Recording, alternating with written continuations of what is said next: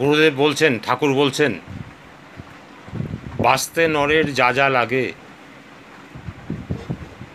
তাই দিয়ে ধর্ম জাগে। একটা মানুষের বাঁচতে গেলে যা যা লাগে, বাঁচতে নরের যা যা লাগে তাই দিয়ে ধর্ম জাগে।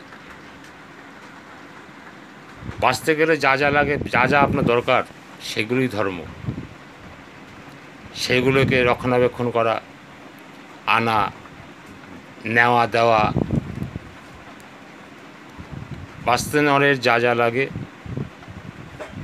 তাই দিয়ে ধর্ম জাগে। সম্প্রদায়টা ধর্ম না রে, ওই সম্প্রদায় এই সম্প্রদায়, এটা ধর্ম না।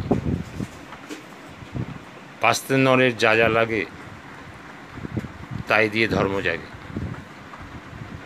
ধর্মটা আপনাকে পালন করতে হবে সুন্দরভাবে, মানুষের মঙ্গলার্থে। তাই বলছেন ঠাকুর অনুকূলচন্দ্র বলছেন, বাঁচতে নরের যা যা লাগে তাই দিয়ে ধর্ম জাগে।